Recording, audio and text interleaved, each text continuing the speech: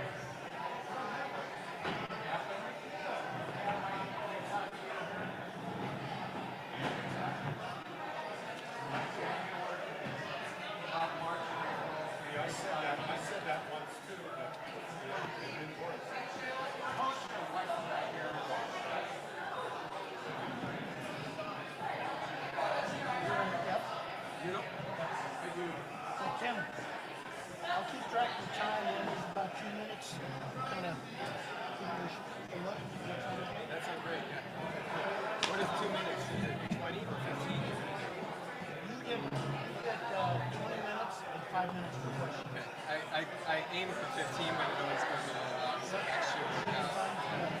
But I'll give you notice in about 2 minutes. 2 minutes is perfect.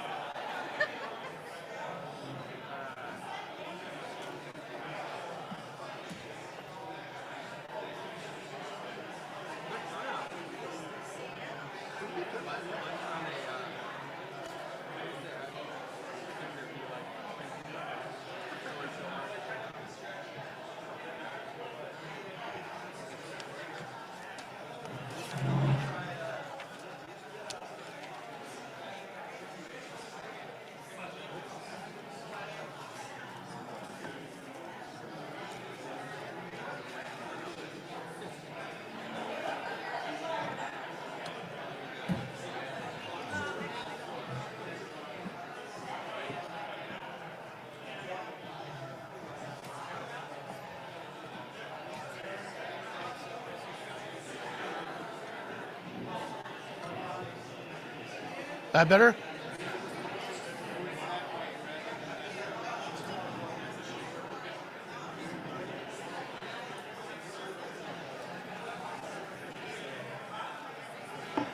Peter.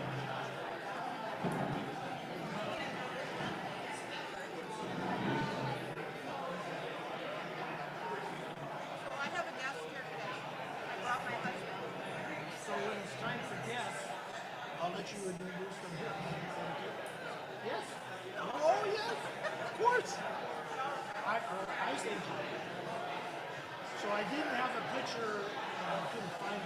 So I have a picture of you, George Santos.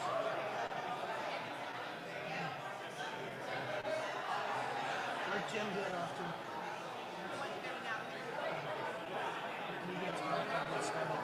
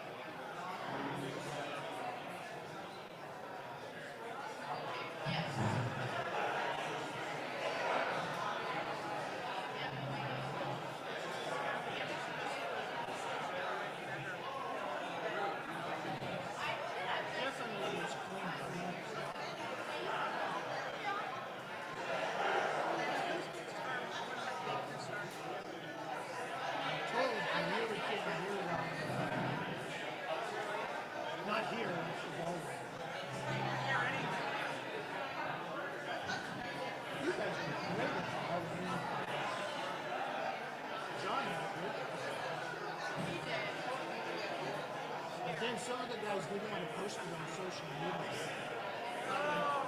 Too controversial.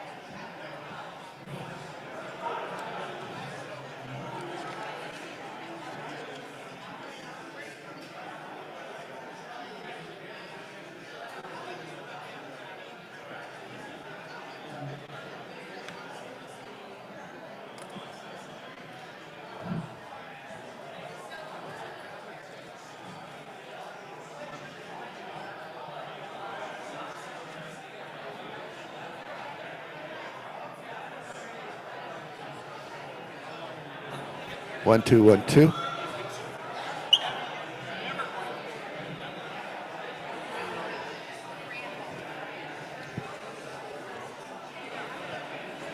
look like a mic runner to me.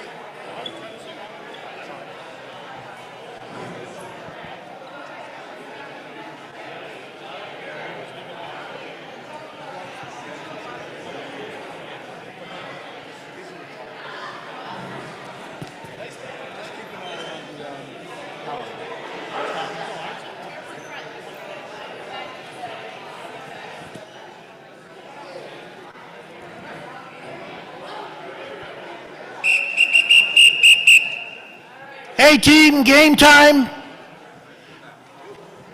I'm so glad you found your way here. Isn't this historic building just a treasure? What do you guys think? We'll have a little bit more on why we're meeting here a little bit later. So I want to welcome you all to Oakland Rotary number 3. We're the 3rd oldest Rotary club in the world. Okay, I'm Joe Goralka, president. I'm a retired CPA CFO at East Bay Restaurants 5, but you can call me Coach Joe.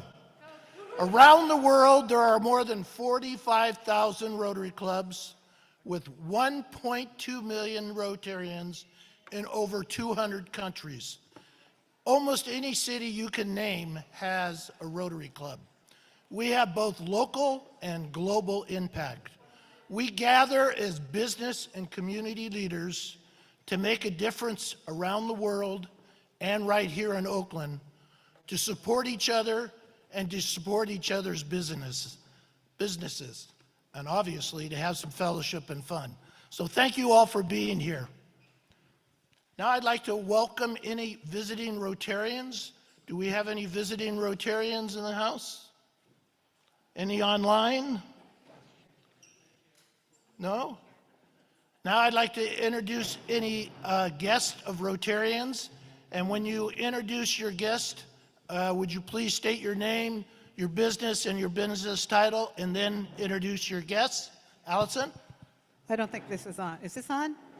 Okay. Hi, I'm Allison Bliss. My company is Allison Bliss Consulting. I help small businesses grow. It's a marketing communications company. My guests today stand on up here, are the adorable Joshua Gaines and Sterling, I don't know your last name, Spence. They just started a wonderful nonprofit that works with youth to get them prepared for job readiness. And the company is Rooted Futures. Welcome.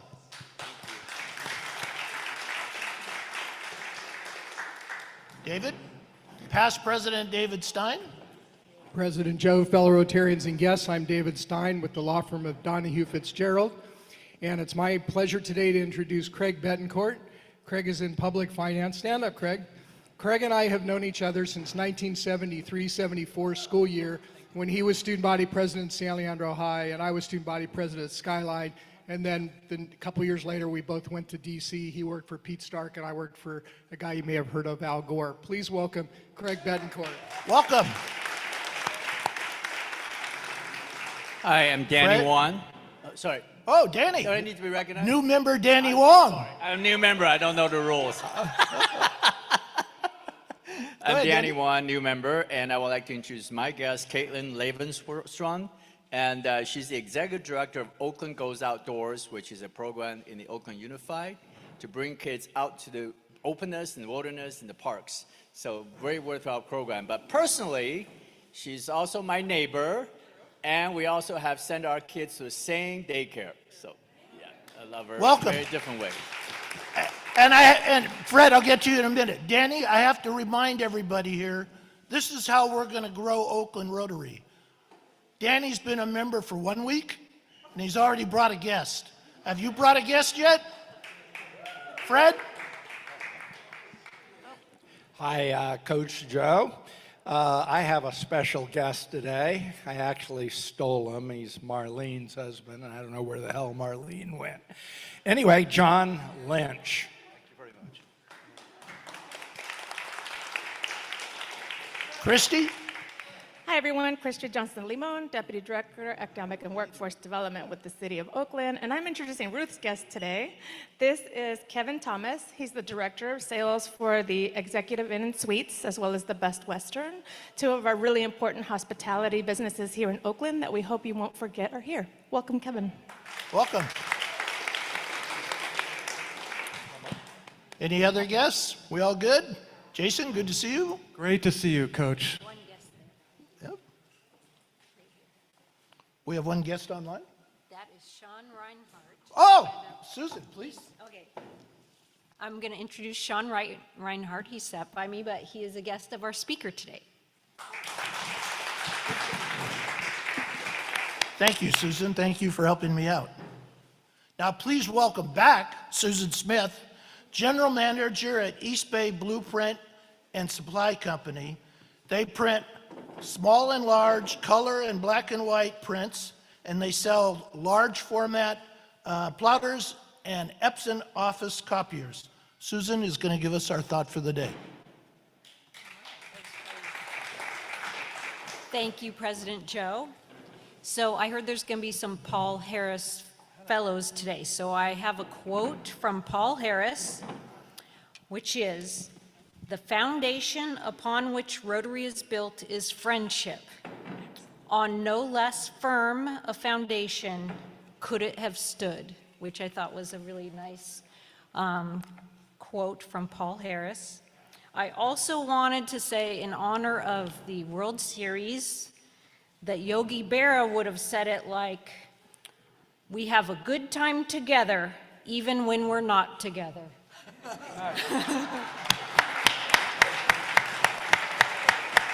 Thank you, Susan. That was great. So I mentioned that I was going to talk a little bit about why we are here today. Oh, actually, I'm sorry. I added something. And so I have some very sad news to share before I talk about why we're here. Oakland Rotarian Bob Peltz passed away last night. Bob was a Rotarian for over 44 years, and he was a banker by trade, and I'm telling you, he was a great guy. We don't know when the services will be. I'll share that with you when we know, but I would like to have a moment of silence in honor of Oakland Rotarian number 3, Bob Peltz.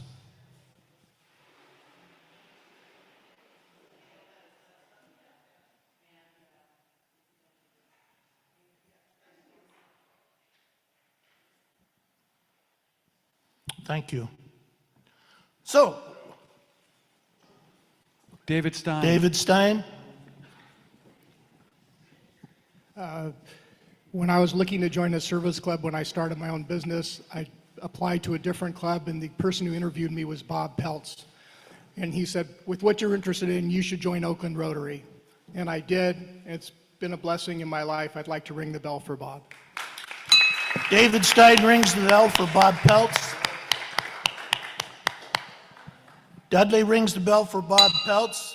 Just so you know, ringing the bell is a generous $100 donation to our Oakland Rotary Endowment, which funds our community service projects. Coach right Joe, here in Alex Oakland. has his hand up, Ralph has his hat up.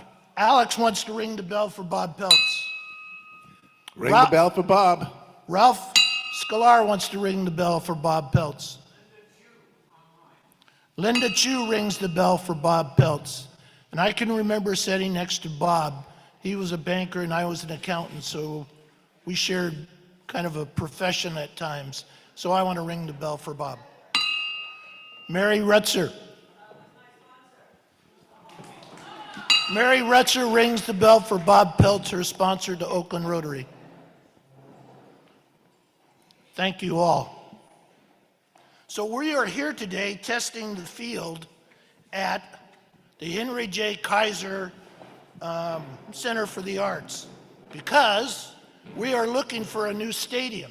Our current stadium, the ballroom, is getting a little tired and the maintenance is not quite what it used to be, but we need a deal. So I'm going to bring up past president Tom Limon. Tom is a commercial real estate broker specializing in investment sales with Newmark, and he's also chair of our real estate and facilities committee. Tom's going to let us know how the negotiations are going, and you can give him your feedback on what you think of this place.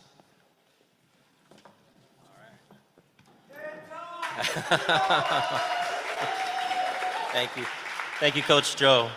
So I'd like to start by saying, you know, I was approached by Shannon and Joe about identifying another space as an option, just to see what's out there. And this comes up every few years.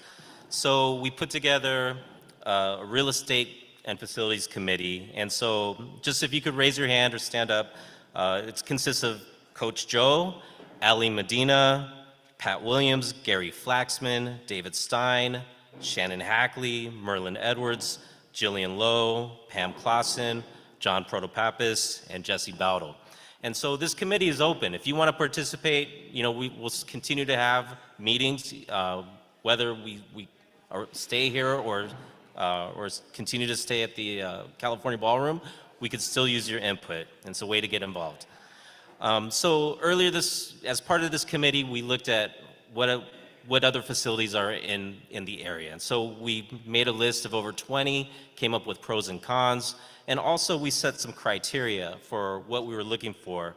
Some of the criteria we looked at most importantly was cost, location, capacity, parking, access to public transportation, on-site storage, and office space on-site or nearby. And so we went with that sort of, with that lens and viewed a lot of different facilities. And so with that, we had our test meeting at the former Holy Names campus. And then about a month later, we had it at the event center at the Cathedral of Christ of the Light at Lake Merritt. And so we had initially toured this facility, and the ballroom we toured was not this one, because this one had a performance residency. And so we toured a different ballroom, and the lighting was not great. It was kind of dark. And so at the request of David Stein, just recently, about a month and a half ago, he said, let's take another look at it.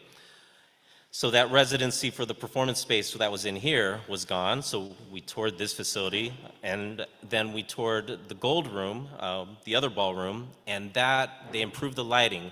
And so what that told me was that this is a work in progress. The investor or the developer has invested 9 figures into this property. And so this place is continuing to evolve. And it's an opportunity for us to consider this as a possible new meeting location, given the issues that Joe raised. So if we choose to be here, we might not always have this ballroom. They'll make accommodations for us in another ballroom or even a smaller meeting space, but they're all very nice spaces. JP Los back here, JP, if you could raise your hand, and Kia, they'll be available after the meeting if you would like to tour these facilities and even take a peek into the theater. So I think you'll see that there's some really nice options here. So anyways, just give me some feedback. What do you think of this space? Okay. All right. Well, thank you very much. We'll be sending out a survey, and please fill out the survey. It'll be just a few questions, but we really just want your feedback on if you like this as a possible new location. Thank you. Hey, past President Shannon. I do want to acknowledge that JP is just starting to lease the, oh, Isaac, I apologize. I want to ring the bell for Tom and the team that did all the work to move this forward. Isaac rings the bell. Thank you. And I want to mention Hold on. Eric wants to too. Hold on 1 second. Eric. Yeah, I want to ring the bell because I was married here about 36 years. This is my wedding reception here. I wanna ring the bell.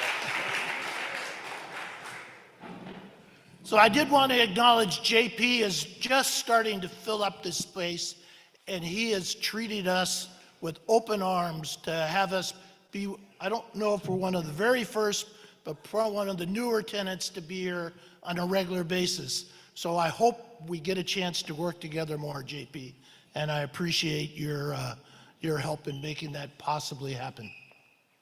So now I have the pleasure of introducing a new member to the team.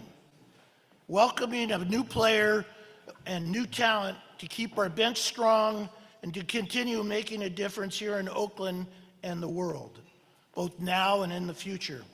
New members receive a Rotary pin and badge, a packet that includes a club directory, a copy of the Rotary four-way test, our Rotary rule book for business and life, and a four-way test coin and a ball cap.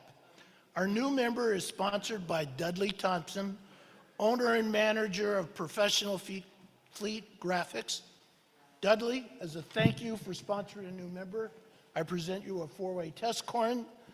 Dudley, would you please introduce our newest Oakland Rotarian with 2 interesting facts? Thank you, Coach Joe. I'd be very honored. Coach Joe, fellow team members, and our honored supporters and Rotary enthusiasts. I'm glad to be here today to introduce to you Janine Menger. Janine is retired 30 years in tech, a lot of that in pharma and development approval, the back room for all of that.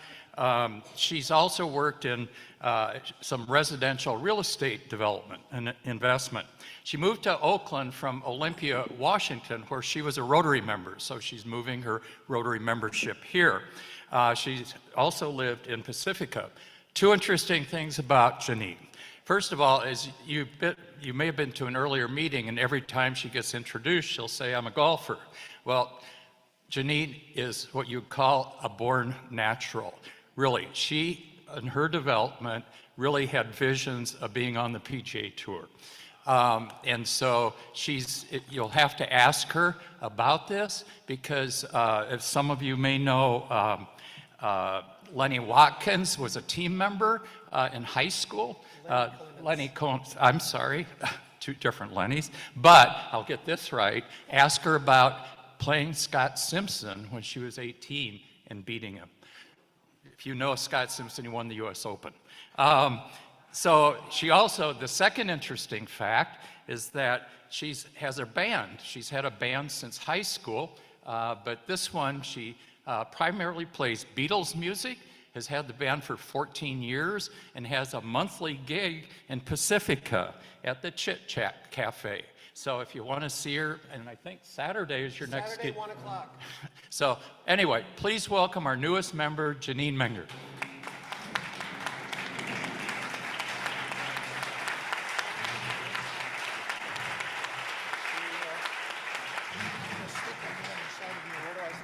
Right here, Jeannie. All right. You get a picture? Jeannie, as we're getting our picture taken, I'm going to give you your badge and pin. Okay.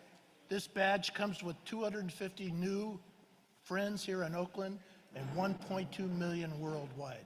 Yes, sir. I know you're a superstar because you've already been a Rotarian. I'm so glad you're joining the Oakland Rotary number 3 team. Don't ever hesitate to say, put me in, Coach. Yes, sir. Thank you. Put me in, Coach.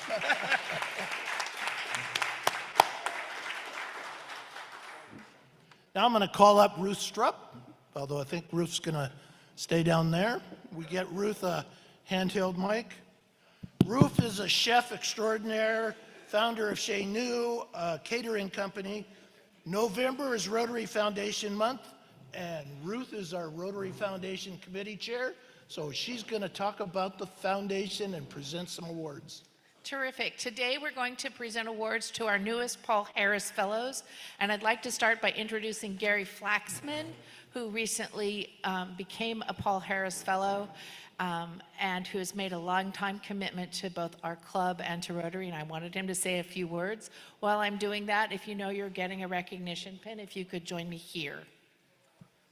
Thank you, Ruth. Thank you, President Joe. All right, while everybody's coming up, so I'm going to say I didn't join Rotary because I thought I needed lessons and guidance in being a better human being, but some of the most incredible humans that I've known in life are in this room and a part of this club. So if joining and contributing to the foundation brings me closer to these incredible people, then I feel really blessed. So let's see, let's all be better whenever and wherever we can. Thank you. So the first award. First award, Jesse Schmidt. Yay, Jesse. The second award, That guy. yeah, Tell us your name, brother. Kenneth. We forgot all about you. Kevin? Yep, Kevin Hunter. Hunter. Great to see you, Kevin. Fantastic. Kevin. Where are you going? Don't go anywhere. We're going to take a picture. Yeah, stay here, stay here. Jillian Lowe. Oh, I'll follow you in. Odalis. The lovely Carrie Hamill. Carrie Hamill. Keith Uriarty. Keith Uriarty. Everyone get it? Susan? So while people are scrunching for the photo, what I want to tell the club members, especially if you are new to Rotary, or if you have not made donating to Rotary International part of your regular financial practice, the Paul Harris Fellow first pin, which I invite everyone to put on, is a recognition of a commitment. For many people, it's a long time coming. It's the first $1,000 that are committed to Rotary International, either in cash or by points. We honored several of the members today with points because of their long time service and contribution to the club. If you are a newer member and you have not donated to the club before and you want to learn more about it, I invite you to call me. And our group here has 100% all been active in Rotary in more than one way. So I think about the four-way test all the time. I think about the third line, will it build goodwill and better friendships? And I can't think of a better way to do that than by supporting Rotary International and our club and each other. So thank you, everybody. Thank you, Ruth, and thank you, everyone, for donating to the Rotary Foundation. I hope we as a team can, everyone, donate this year a minimum of $25 to the Rotary Foundation. Now I'd like to bring up Catherine Coleman. She's a real estate professional, and she's going to quickly give us an update on a tree planting project we had last weekend. Our club has enjoyed a special relationship in service with the Oakland Parks for years, doing essential cleanup and planting trees. The rollout last Saturday at Ramonde Park was Oakland's presentation of a $3 million plus multi-year tree planting program. So we were really excited. We welcomed several new Rotarians, and some of them brought friends with them. There will be more opportunities for us to demonstrably impact the safety, health, and beauty of our city with trees. Quickly. Great. Thank you. Catherine, don't leave. I have something special I want to give you. In recognition of your service above self efforts to support our Community Service Committee to help plan our hands-on projects for this year, and for considering doing a project at our barrier-free park, I want to award you a Rotary on the Run medal. Thank you, Catherine.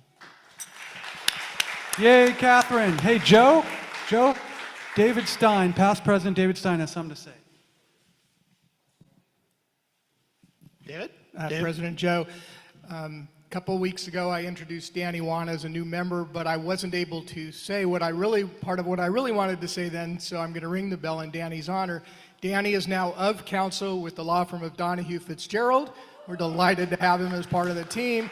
He is practicing in the area of real estate, land use, and regulatory. So please welcome again Danny Wan and ring the bell for Danny. Thank you. David Stein rings the bell for Danny Wallen. Danny, we're so pleased you've joined us. Peter, I'm going to zip through. Hold on. Don't get excited. Hold on. Lead a Scola, everybody. All right. I'd like to ring the bell for Trish Connor, who just happens to be sitting right here. In gratitude for her doing business with Galleria Scola on Grand Avenue and having some things framed. And thank you to the Business Development Committee for their commitment to developing business between and among Rotarians at Oakland 3. Classy. Thank you, Alita. Lorna Padilla wants to ring the bell. Well, in the vein of promoting business with with fellow Rotarians, I'd like to ring the bell 3 times. The first bell is to announce that I have finally opened PJ's Italian Restaurant. We're located in El Sobrani on San Pablo Dam Road, next to the old thrift town. And so we're in our soft opening. Grand opening is going to be Tuesday, November 11th on Veterans Day. The second bell ringer is to honor and thank all the Rotarians who have come through so far. I really appreciate it. And third, the third bell ringer is for all the future Rotarians that will come and visit us. Thank you. Mary Rutzard.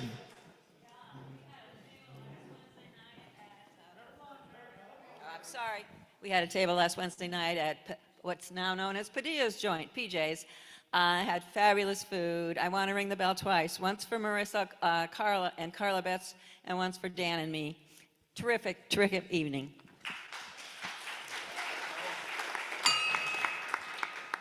Dudley?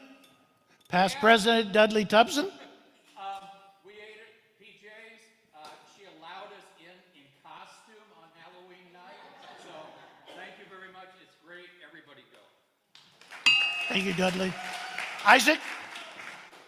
I'm getting caught up in all this business development love, and so I wanted to ring the bell for Mary Rudzer and David Stein because it was a connection with their law firm that allowed me to finally sign my estate docs and make sure that I'm all in order for my family going forward. And so, ring the bell.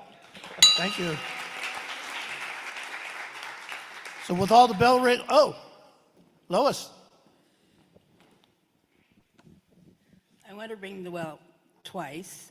One, because I'm so grateful to be a member of this club. Thank you, CJ and Mary Jong, for wanting to sponsor me.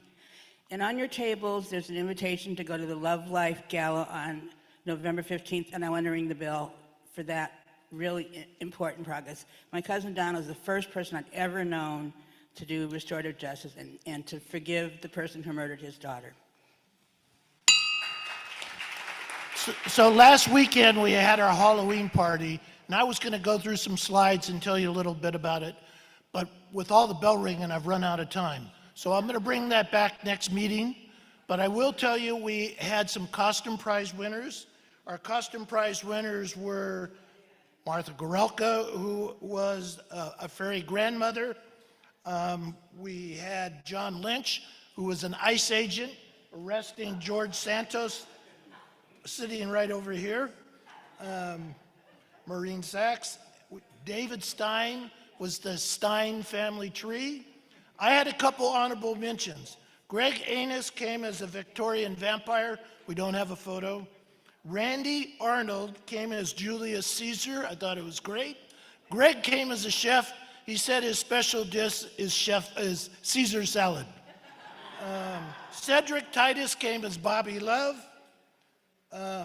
Marissa Edwards came as Effa, and if I had to choose, that would have been my ringer.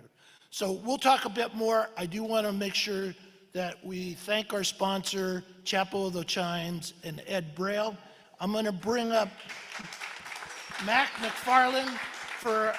Mac is with the McFarland Fitch Holding Company, and he's going to give us a quick update on an opportunity for a holiday event.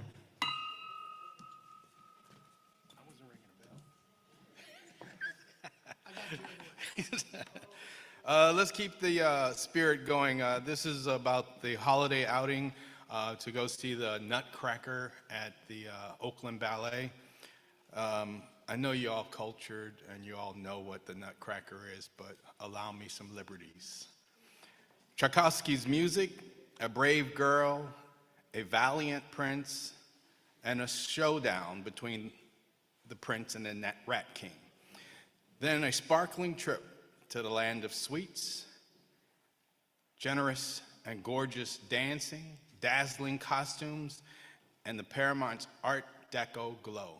Festive, family-friendly, and pure holiday joy. If that hasn't wet your whistle to come see the Nutcracker, let's talk. It's Saturday, December 20th at 1 p.m. at the Oakland Paramount Theater. The Oakland Symphony will be performing, Piedmont East Bay Children's Choir will be performing, and the choreography is by Graham Lustig. After the show, we'll keep the party going and have a 3-minute walk from the Paramount to Agave, uptown Oakland, and we can fellowship there and talk about what we just experienced and have a wonderful time. And so I will forewarn you now, I'm going to keep talking about this until you sign up. So shut me up. All right? Thank you.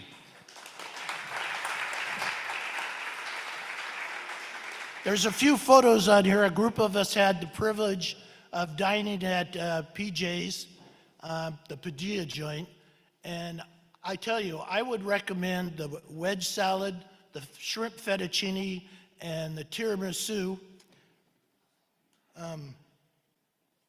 As Rotarians, we support each other. Rotarians proudly do business with Rotarians.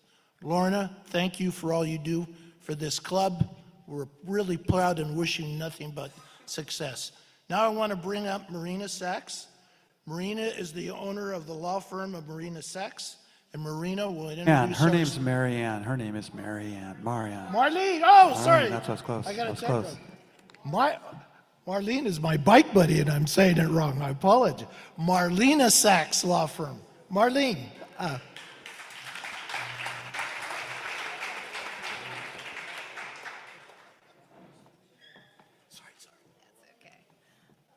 All right, for those of you who don't know me, my name is Marlene Sachs.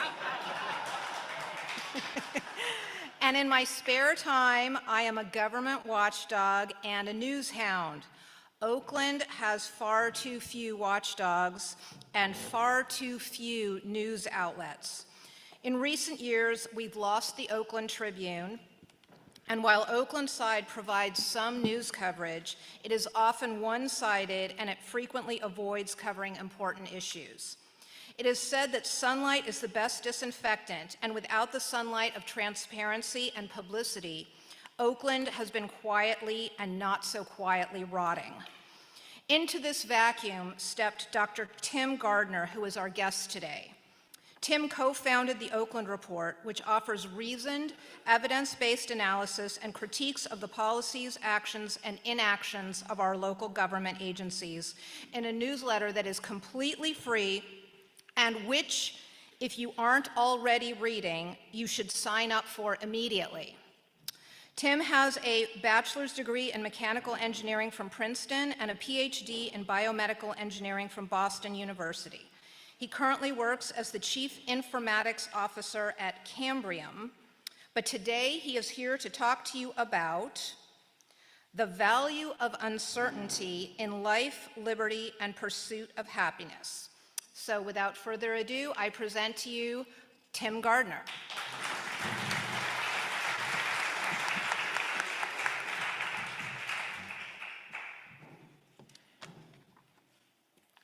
Marlene, thank you for that really nice introduction. I'm going to move this so I can, here. Let me help you. Yeah. You got it. Need the space. First of all, I really appreciate the invitation. It's fun to be here. I'd never been to Rotary before, and I literally felt like family the instant I walked in. Everyone's so friendly, and I feel like I know everybody. In fact, I met Caitlin here a few minutes ago, and it turns out we grew up in Grand Rapids, Michigan, and even went to the same outdoor school program in the 6th grade. I really do feel a connection. I also want to note that Sean Reinhardt, who was previously introduced as my guest, he has stood up as a volunteer and taken over leadership of Oakland Report because I have a full-time job and it's been difficult for me to manage. And he has exceeded every dream and expectation I could have ever had for that. And I really thank you, Sean, for everything you're doing. So when I mentioned I was giving this talk at Rotary to my wife, she said, "So don't you have to wear like pointy hats or beanies or something?" And I'm like, no, that's the Elks Club. But I'm glad I haven't had to put a hat on so far. A few weeks ago, David Stein reminded me I was giving this talk, and I agreed at Marlene's invitation months and months ago. And my first thought was, oh crap, what did I agree to? I got to write a speech. So what the heck does someone talk about at Rotary?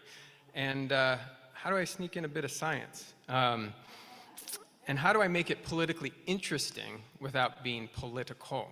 And so the outcome is a kind of a strange brew of Oakland, tribalism, and Schrodinger's equation.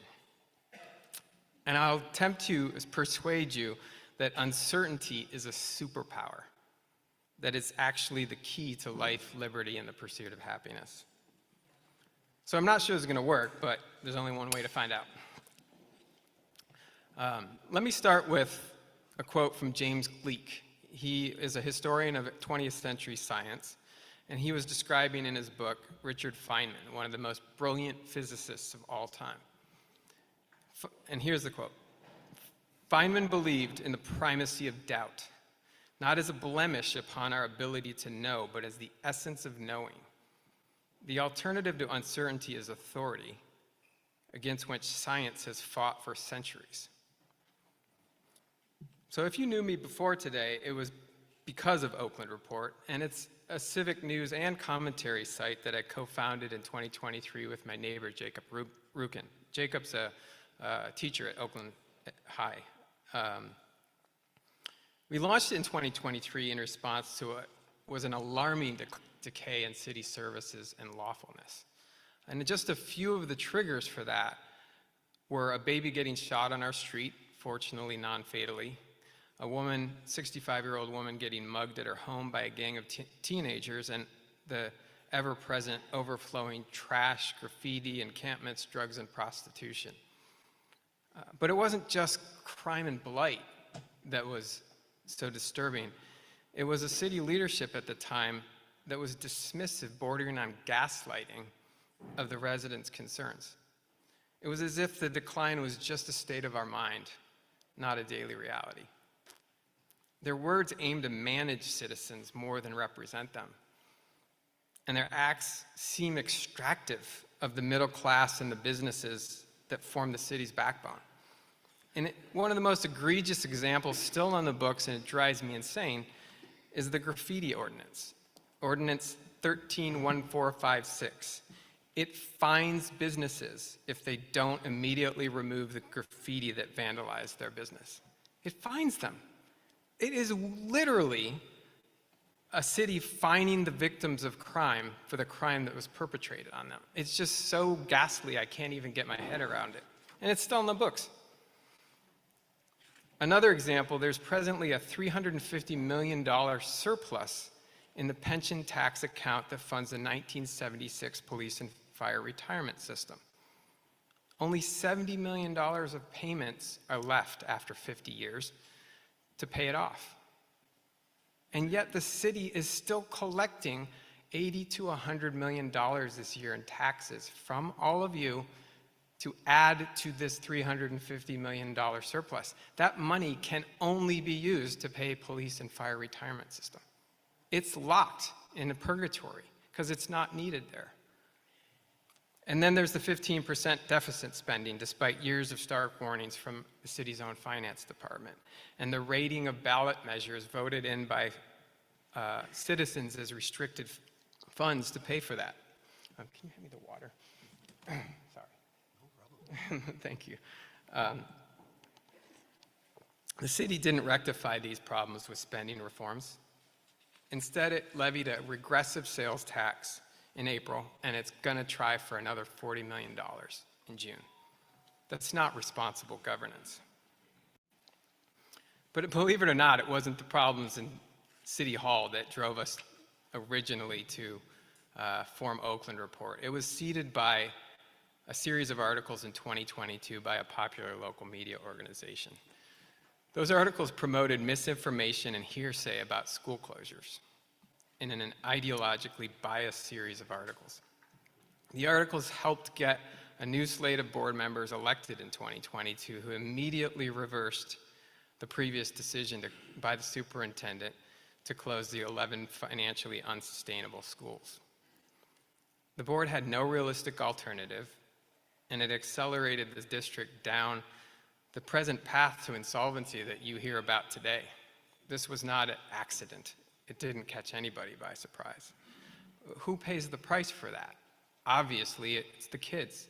Oakland students are almost a full grade behind in testing compared to their California peers, and 2.5 years behind the national average. So this episode left me fuming, as much about the state of our media as about the dysfunction of governance. Today's media feeds us superficial extremes, the dramatic, the vapid, the ideological. It arrogantly assumes that readers have not the ability, the interest, or the patience to go deeper than that. And so we started Oakland Report as an experiment. Could we rekindle a reverence for the search for truth? We wanted citizens to demand evidence, to ask, how do you know that? Can you verify it? And could we bring a dose of the scientific method to civic journalism? See, in science, judgment is expected, but so too is a dispassionate exposition of the evidence that led you to that conclusion. And could we make such an approach compelling to the reader? Deep analysis can't just be left to policy wonks. It's foundational to a healthy democracy. So our approach is simple. Deliver stories about the basic needs of life and ground them in primary evidence, rigorous analysis, and a pointed but dispassionate voice. To sum it up, give readers the data to critically evaluate issues for themselves. Don't force our perspective down their throat. Let them decide. And to our surprise, the initial experiment has been a success. With only part-time volunteers, our readership has grown to nearly 50,000. But this insistence on evidence is really hard to live by. It requires a healthy doubt, even of oneself. And in 1620, Francis Bacon, the scientist who articulated the scientific method, he warned, and I quote, "God forbid that we should give out a dream of our own imagination for a pattern of the world." So, Old English, let me translate with a little help from ChatGPT. May God forbid us from mistaking our speculative ideas for truth itself. At Oakland Report, we research our stories by challenging our own thesis. We question the outrage that motivated us to write it in the first place. When you frame your thinking with doubt, you open yourself to the unknown, and sometimes you discover the truth. But the truth is elusive, and you can never know it completely. And so here's where I step briefly into science, and I promise not to make your eyes glaze over. January 2026 marks the 100th anniversary of Erwin Schrödinger's equation. This is one of the most profound discoveries of humankind, and I would bet most of you have not heard of it before. It describes the motion of electrons in atoms and molecules. It's the foundation of modern physics, it's the foundation of modern chemistry, and it's probably more important to society than Einstein's E equals mc squared. So what are electrons? Electrons determine nearly everything about the materials we touch. It's why steel is strong. It's why rubber stretches. It's why your clothes have the color they have, and believe it or not, it's literally what allows you to breathe. And this one equation can predict all of that. But there is a problem. Nobody can solve it exactly, except for the most simple cases. And let me give you an example of just how simple I mean. We all barbecue with propane. Propane is a molecule that is composed of just 11 atoms. It's the largest molecule for which science has ever solved that equation. That 11 atom molecule has 11 trillion configurations, each of which needs to be calculated. The second simplest amino acid in your body, amino acids are the components of proteins, the second simplest one would require more calculations than there are atoms on Earth to solve this equation. So here's the crazy thing. We know this law of nature exactly. It is precisely correct. And we still can't know its deepest secrets, its deepest truths. But here's the thing. Science never demanded never demanded certainty. It only demands the will to get closer to the truth. And so over these 100 years, scientists have devised clever ways to get good enough answers. They use approximations to the equation. And these are good enough to build the myriad of technologies that enable our modern lives, including this light, this speaker, the phones you use, all of those are through approximations to that equation. And Schrödinger's equation is kind of a mirror of nature itself. It's an infinite well of answers about the material world. And it only reveals its bounty to those who are patient enough to probe it again and again, knowing that they'll never reach the bottom. So back to Oakland and to us. So what troubles me the most about our civic life today is a seeming disregard for evidence and reason. It feels like we've replaced the search for truth with ideology, with critical thought, with slogans, and good personal judgment with memes. We let the games of capital P politics take precedent over the difficult, relentless work of lowercase p politics. That kind of politics is the work of understanding. And when you forgo understanding, corruption follows because there's no objective check on hubris. And from hubris, we slide to tribalism, where loyalty to the tribe and to its loudest leaders outweighs everything else. And from tribalism, it's only a short skip away to authoritarianism, where winning supersedes life, liberty, and lawfulness. And we can get to this miserable place from the right or the left. The only antidote to this is doubt. Doubt demands evidence before belief, even of oneself. Doubt demands the patience to seek an ever-approving approximation of the truth. And doubt is what protects us from the abuses of authority. So, to conclude it, a few thoughts about what that means. Because doubt may sound like something to be feared. It sounds like wandering aimlessly through uncertainty, mistrusting everyone and everything and everybody, even yourself. It sounds scary, but it's actually the opposite. Doubt is the thing that makes life rich because it invites wonder, it invites curiosity, it invites growth. And I think no one said it better than Richard Feynman himself in his final moments as he died of cancer. He said, I think it's much more interesting to live not knowing than to have answers which might be wrong. I'm not absolutely sure of anything. I don't feel frightened by not knowing things, by being lost in a mysterious universe without any purpose, which is the way it really is, as far as I can tell. The joy of life, and perhaps our salvation as a species, is to unflinchingly seek the truth wherever it may lead us. Thank you.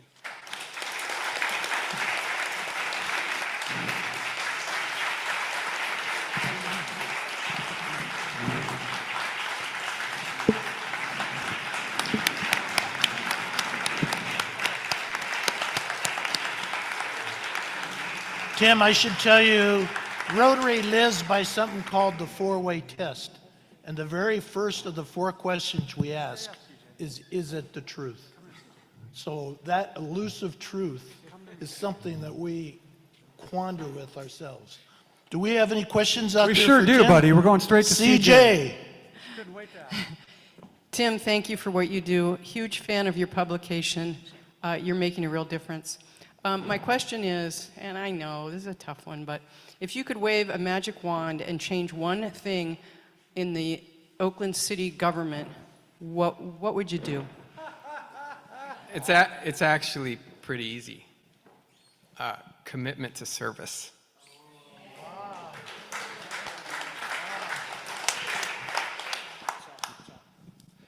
Hi, thanks. Yeah, I was actually one of the votes on the board for the school closures a couple years ago, so I've definitely appreciated your remarks about the Oakland schools. At the same time, I think, you know, when you have a journalistic, when you have a newspaper or whatever they're called these days, because none of them are actually papers, they're just online.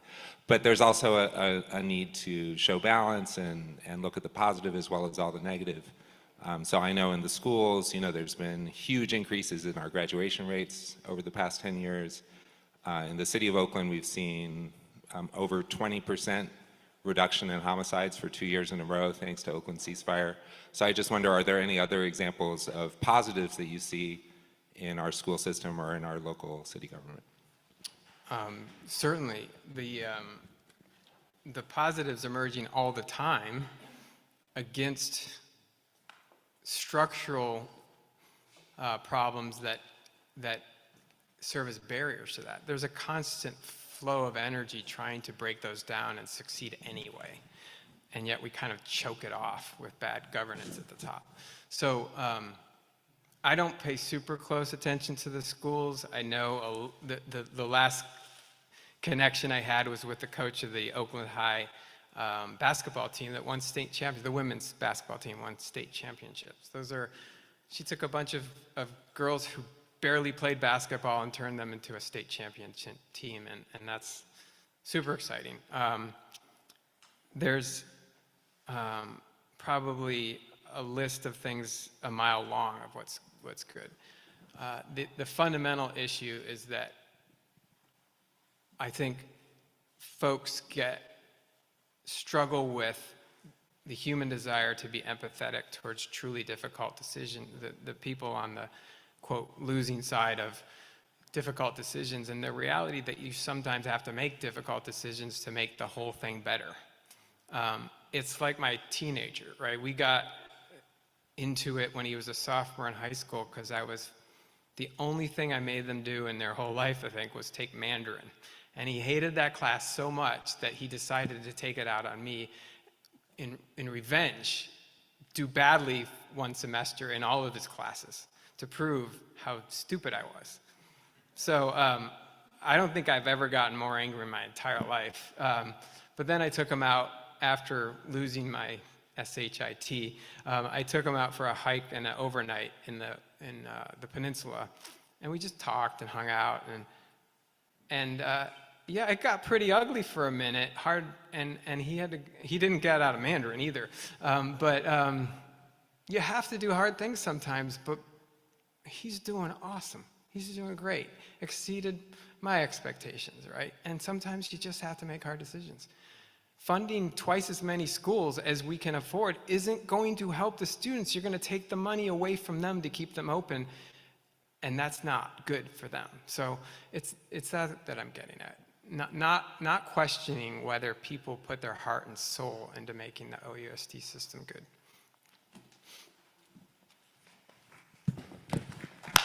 Thank you, Tim. I think there are more questions. Would it be possible for you to stay after and people could visit with you? Tim, I'd like to thank you for your presentation today. I want you to know that we've made a donation to Polio Plus, so know that because of your speech and presentation today, you're helping eradicate polio from the Rotary from the world. It's Rotary's signature project. Over the last 3 decades, we've reduced reported polio cases 99.9%. Polio remains in 2 war-torn countries, Afghanistan and Pakistan. We will eradicate polio because we are this close. And I also want to give you a Paul Harris Fellow Rotary 4-way test coin, and you'll notice the first question is it the truth? Thank you, Tim. I can't know. Yeah, I have to have some doubt. Thank you, Tim.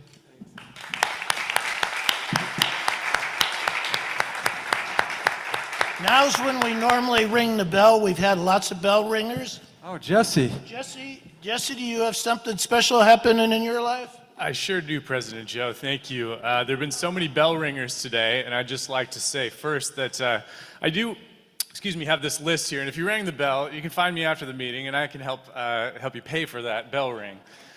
But more importantly, I'd like to announce something very special in my life, which is that the most special person in my life has Jason.